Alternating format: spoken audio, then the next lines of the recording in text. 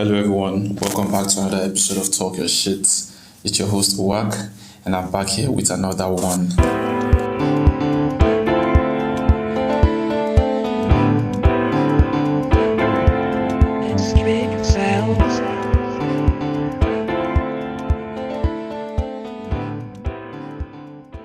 Welcome back to another episode of Talk Your Shit. My name is Uwak, and today I'm going to go straight to the point also. So today I have a guest with me, and this is the very first time somebody other than myself is going to be on this show. And the title of today is, we're talking about who's your guy still.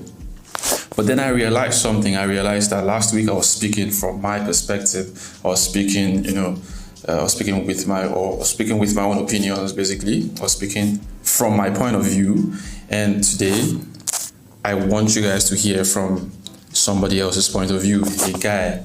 So here today with me, I have Adam in the building. Yo, bro. What's up, bro? Yeah, I'm good. How you doing, Adam? Yeah, I'm doing well, bro. How you doing today? I'm chill. So Adam is my guy. I first knew Adam in secondary school. Like, I met him in secondary school, but like, we're not chill. He was my senior. He was a year above me in secondary school, and it was just that guy I knew until we met after university, and then I realized that Adam was a real one. You know what I'm saying? So Adam is basically my guy, and we're talking about our guys today. So Adam, what's up with you? How's work? How's life been lately? Yo, bro. I'm good. I'm just trying to push life, trying to do my best. It hasn't been easy. We are trying our best in this economy. Definitely. This Tinubu era. Tinubu, that guy no kill us, sha. This bad era, we're just trying to push people, bro. Yeah, I feel it hasn't been easy, but then we thank God, bro. Definitely, we thank God for everything. We thank God. It's really good. So let's go straight into this thing. You know what I'm saying? So I'll be asking you a series of questions, and I would love for you to answer them the best way you deem fit. You know what I'm saying? The best way you understand them. I would love for you to just answer these questions. So I'll start by asking, who is your guy? Who exactly do you think is your guy? Who really rides for you? Do you understand? Who they for you? I'm listening. That's a very valid question. Yeah. But it's not just a question that you can just go straight to the point and just give the answer just like that. Definitely. You have to think, who is really your guy? Exactly. You can't just come out and say, oh, yeah, I vibe with this guy, so he's my guy. No, you don't do that as a guy. You have to see, oh, who is my real one? Mm-hmm. Who is there for me when I need something? Yeah. Not always financially. True. But then sometimes you need somebody to be there for you mentally, emotionally, even as a guy. There's this common narrative as a Nigerian. We always believe, as a guy, we don't have emotions. You get. But I don't believe that, bro. No, at all. I think we are way past the era where people felt like guys don't have emotions. We have emotions now. We definitely feel things. So I feel like people should not be using that for men. We do have emotions. So yeah. Yeah, and you see, when we talk about that emotions, I feel like as a guy, you shouldn't dwell on that emotions. Because as a guy, you need to think with your head and not your heart. Of course. We are not ladies. Ladies think with their heart. But as a guy, you have to think with your head. So back to that question, who is your guy? It's a very, very big question. Who is my guy? I would say from my own point of view, my guy is someone who I believe can stand for me when I need him. Somebody who I feel like, when I run to him for a particular problem, not necessarily financially, he will step up for me. I feel you. My guy that I know, if he's with my babe, I feel like you go trust him. I go trust him. You don't go tamper with your babe. That kind of thing. I know go see the signature. That's so you supposed to be. My guy be that. Yeah, that's serious. I feel like my guy should be somebody who puts me up for any opportunity that Def. See, I tell people, I say my guy is someone who is there for me, even when there's nothing to gain.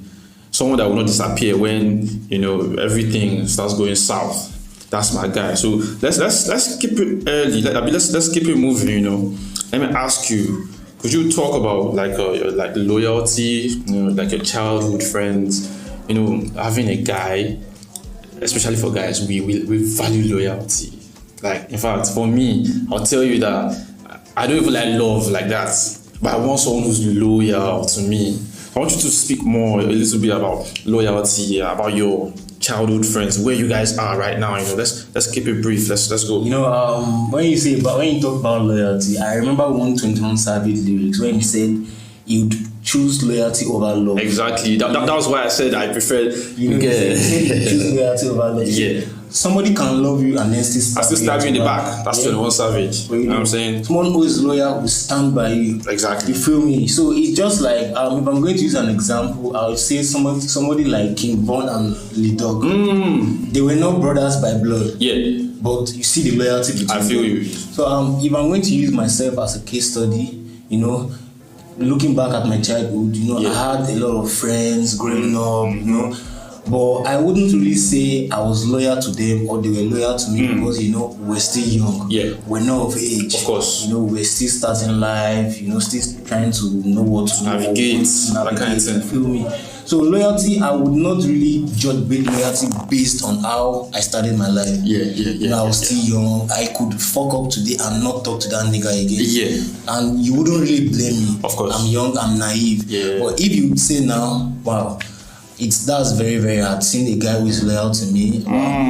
I don't really have loyal niggas around me, just a few niggas. But, I smile with a lot of people. Yeah, that doesn't mean that's a man thing right now. You just have to keep up the smiley face. My bro. Well, we'll get there. We'll get there. So I said, have you ever felt like you were more solid for someone than they were for you? Like, have you ever felt like you rode more? You were a ride or die guy for somebody more than they would ride for you? I can say such. Going back to when I was an undergraduate, I had this roommate who was like a childhood friend. Yeah. Not necessarily a childhood friend, but we knew ourselves from way back. So this guy is someone who I would stand for. Bro. He was not really financially there while we were in school. I'll be like, oh guy, can we get this? Can we get that? Yeah. Or, as a normal Nigerian guy now, as it is now for when it comes to when I'm broke or when I'm down, they turn up. Just start giving me quotes, emotional quotes, bro. And I'll be like, bro, I've been there for you, come on. Oh. But then, as a guy, you don't have to feel entitled to something that's yours. But there's still this sense of loyalty that comes with it. Because we are men, we don't necessarily table our problems out there. Even when you have a fallout with your guy, sometimes you still have to day on code. That kind of thing. So I understand where you're coming from. Imagine you be riding for a guy, you pull up, now things are not going well for you. Then you start quoting emotional quotes for you, start telling you things, start motivating you. But we were spending our money together. You niggas need to do better because some of these guys out here are not going to lie for you, bro. A lot of niggas are snake. They are worse than snake, bro. Damn, that's insane. That's sick. So you have to choose your niggas wisely. You have to choose your guy wisely. Yeah. So the last time on this segment, on this podcast, we talked about how niggas change, how people change when you start making it big, when you become successful. Sometimes your day ones even switch up on you. Like niggas who from day one. I'll tell you something I never told anybody, or I never said it on the previous podcast. I had this guy I was friends with. We're still friends, but we're not as close as before. And one time I started, you're young now. When I was young, I didn't used to get the girls. But all of a sudden, I started getting the girls, and then shit, bro. You get now. I became of age now, and then one time he got mad at me because of a girl, and he went behind my back and was telling the girl trash about me. How do I know this? The girl came to tell me that this is what your friend has been saying. In fact, there was a time she posted a video. I think he thought I was in that video because he heard my voice, but it wasn't my voice, but he thought it was my voice, and he got pissed at me. Like he came to my DM and was spitting up.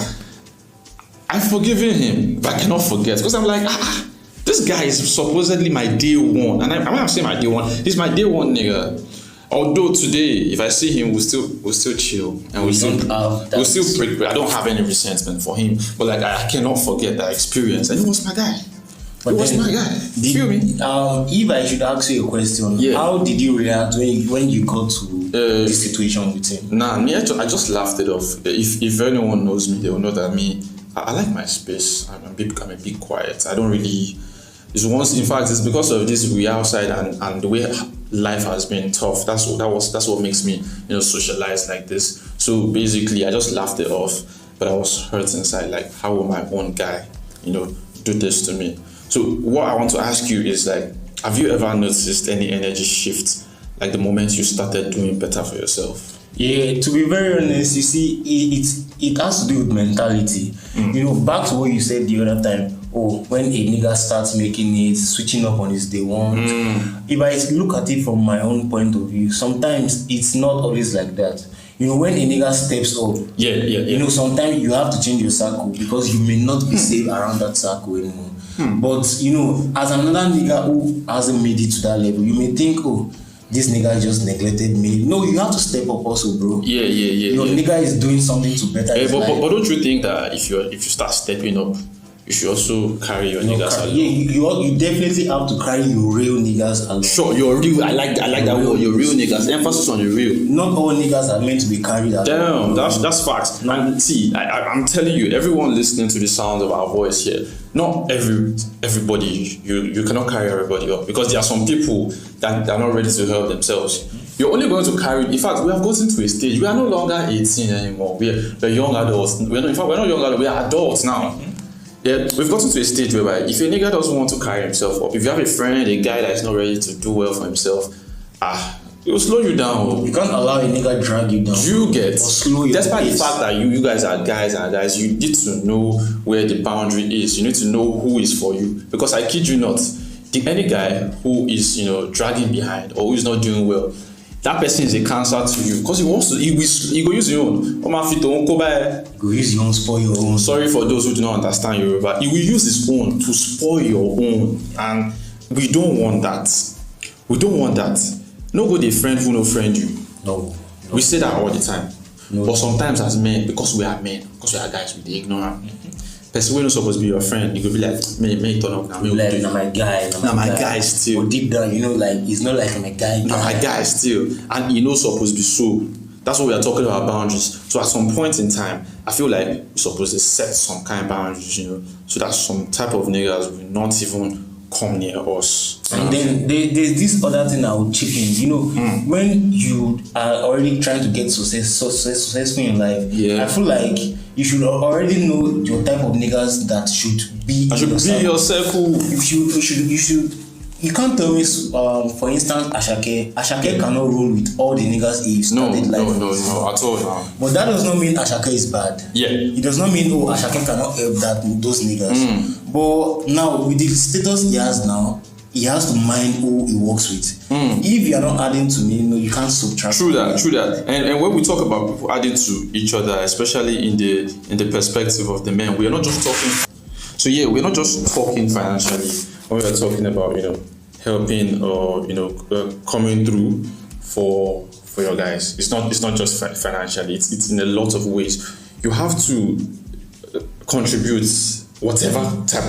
in whatever way that you can. It's not everything is money, especially when it comes to friends, to male friends. For me, money no be everything. Money they make everything sweet. Sure. But no be money. They do. Do you understand what I'm saying? Money be everything. Yes, money is everything, but still not everything. Yeah. Just like when the world's richest man, Elon Musk, once said, money doesn't buy happiness. Just imagine like the world's richest man saying something like that. Yeah, exactly. And most men have decided to make money the pinnacle of the friendship. And like when it comes to having friends, money did the top. And it's not like that. And really not like that. Money betrays friendship. It spoils friendship because I feel like, oh my god, if my nigga can't provide this for me, Yeah, I feel you. That's insane. That's insane. So yeah, you were saying something about money showing money spoiling relationship. Yeah. So I need you to say something about that. I mean, like I was saying, just like me saying, if my nigga doesn't provide this for me, then I'm going to feel bad. I feel like that's like coming from a point of jealousy or envy. Like you are not supposed to feel bad that your niggas cannot provide. Cannot provide for you what you cannot provide for yourself. That's insane. So I feel like we as a guy, we shouldn't think that way. You should think broad. You shouldn't think that a nigga is entitled to do a certain thing for you. That's fair. So let me we've been talking about guys since about the type of friends we keep, why they are this and that. So let me flip this thing a bit. How about if we have been the bad friends before? So I want to ask you, because it's easy for us to sit down here and say, hey, we had guys that were doing this and that, guys that are not supposed to be our guys. What about if at some point in time, now we fuck up? So I ask you now, have you ever been the one that didn't show up properly? Have you ever been the one that did not show up for you? You were not there for your guys? I would say yes, but not entirely. I had a nigga back then in school who would, provide this and that for me financially. Yeah. But when he actually needed my help, I was unable to help him. But that doesn't make me a bad friend, does it? It doesn't make me a bad friend. It depends. Wait, you see that you intentionally did not help him? Yeah. Why? I did not have the ability to do that at that point in time. I did not. If you had the ability to help him, would you help him? Maybe I would have. Maybe you're not sure. My guy, you have been a bad guy. So, you've been a bad guy. I love that person. Now, this is talk your shit. And on talk your shit, or on talk your shit, we don't hold back. I like to be very honest. And let me be honest with you. Me personally, I've been in a situation whereby I had people or a guy that I know would do for me. But I wouldn't do the same for him because, Lord forgive me. Looking back now, I'm not proud of some of those actions because either I do not like the person or I do not like the people he was going out with. I just do not like the idea of me being with that person. I'm not proud of that friendship. So when I need something, they will do it for me. But when they need something, I wouldn't be able to do it for them because I do not fuck with them. Basically, I was taking advantage of that friendship. I was taking advantage of that friendship. And it's sad. When I look back, I'm not proud of that moment. But do you think you were a little bit selfish? I was selfish. It's the truth. I was selfish. And going forward, I plan to not be selfish or to not be that guy. Of course, presently I'm not that guy anymore. We've all had phases in our past lives. As teenagers, as kids, we've all said things and done things that we're not proud of, and that was my moment. But now I'm trying to do better. You've seen a lot of life, been through phases. Do you get? Your way of thinking. Yeah, that's the thing. So I think that's where growth really comes into the equation. That's where you start to look at yourself like, why don't they grow?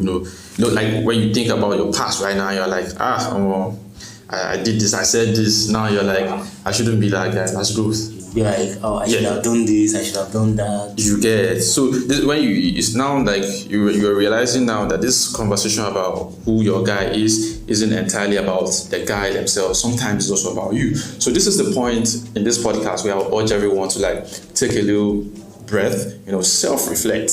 Have you hurt anybody intentionally? Have you done things to your supposed friends in the past, that you were not supposed to? People that wrote for you, have you slid them in any type of way? So that's that about that. And if a younger guy asked you today, how do I know who my guy is? What would you tell him? So this is you. What would you tell the younger generation? Let's say a 15-year, a 16-year-old boy ready to go to the university comes and say, look, how do I know who my real guys are? Talking to a 15-year-old person is actually different from talking to an adult. For somebody who is a 15-year-old guy who's a teenager, probably still in secondary school, I'll probably say you have to be careful with the kind of friends you roll with. Definitely. You can't just say, oh, this is my guy, or we're in the same class. No, you can't just do that. Sometimes talking from this kind of perspective, like, oh, Yeah. My guy, we did exam on half an hour run this thing for me. Now. You know, like, based on Nigerian normal As way, it be. yeah, it may not be good, but or maybe my guy, bro, I need to talk to this babe. Lend me your shirt. Lend me your shirt. I need to talk to this babe based on a 15-year-old guy. Yeah. But we are talking to an adult. My guy, bro, what's up? You can't just say, this guy is my guy based on the fact that we smile, we do things together. It has to be like, my guy, can you be there for me? My guy, I need this, I need you to help me do this. Can you do this for me? But now we also have to flip the switch. You also have to look from another different perspective and be like, do you think your guy is comfortable doing this for you? How about if your guy is not entirely in the best position to do this for you? Yeah, I feel you think, your guy is the bad guy, but you are not the one. You are the one not considering your guy. That's true. No truer words. So basically for me, what I'll just tell the younger one is trust your heart. Number one, trust your instinct, and watch for patterns. Someone who's consistent with you, someone who doesn't hurt you. Because if you have someone that's trying to hurt you, maybe they won't ban you for courts. You get that kind of thing. Your guy is not supposed to do something very good. Your guy is not supposed to try to hurt you. But basically, I'll tell you, trust your guts, and guard your heart. Anything that is against your principles, anything that is against your personal, doctrines or whatever, just put it off. Not everybody has to be your guy. So that's the thing for me. Try to watch patterns, consistency. Anyone who is there for you, reciprocate when you can. So I like this conversation because it's a real one. And this is Adam. Adam has said what he has to say about the dynamics of who your guy is. And but the thing is, the conversation is still unfinished. I don't think it's totally finished, because what we've been doing here is talking about it from the man's perspective, from a guy's perspective, and who knows, hopefully we can get a woman here who can tell us how it is from a female's perspective. I think it will be more complicated with women. I'm not about to talk about the women like that. I love my queens, you know what I'm saying? I love women. We shouldn't do that, bro. Yeah, I love women until they come here and tell us how they feel about the dynamics of their friendships. We wouldn't know, honestly. We'll just be projecting. So this episode is not the conclusion, but for today, we have come to the end of this one, and I want to thank everyone who has stayed with us. This is my longest episode yet. Well, it's my longest episode. I mean, it's not going to be the longest, but it's my longest. So thank you all for listening with me. I remain Uwak, your host, and here with me is Adams. Adams is my guy. Adams, you didn't even tell them what you do. You need to tell people, what do you do? Bro, I'm a data analyst. You can follow me on X and on Instagram at Olu Adams Yusuf. No underscore, no space, no number. Olu Adams Yusuf. Olu Adams Yusuf. That's his X handle. Is a data analyst. Instagram handle rather is a data analyst, and is here to analyze all your data now. He's like one of the most brilliant niggas out here in this workforce where I am. So shout out to Adams, and thank you guys for listening. Until next time, I remain Uwak. God bless you.